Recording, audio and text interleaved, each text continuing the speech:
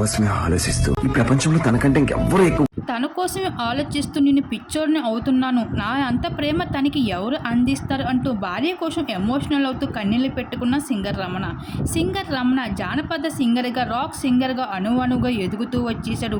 మల్లమనే యాజమాన్లో సైతం టాప్ సింగర్గా ఎదిగిపోయాడు. అటువంటి రమణ చక్కని అమ్మాయి వచ్చింది అంటూ స్టేజ్ పైన అయితే పరిచయం చేస్తూ వచ్చేసాడు అభిమానులందరికీ.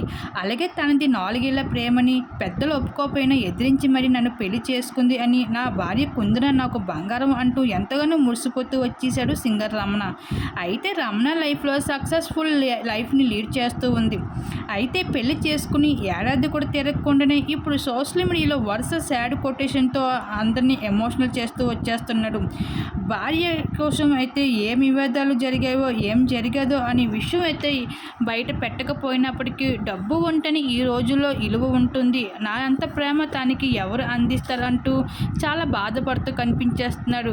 అలాగే రీసెంట్గా అమ్మ సెల్ఫ్ సాంగ్తో కూడా బ్లాక్ బస్టర్ హిట్ని అందుకున్నాడు. అయితే కెరీర్లో ప్లస్ అయినప్పటికీ పర్సనల్ లైఫ్లో మాత్రం సాడ్ కొటేషన్లతో అయితే వరుసగా పెడుతున్నాడు. దీన్ని బట్టి అర్థమవుతుంది తనకి తన భార్యకి వివాదాలు జరిగే ఉంది. దీని మీరేమనుకుంటే మీ అభిప్రాయాన్ని తెలియజేయండి.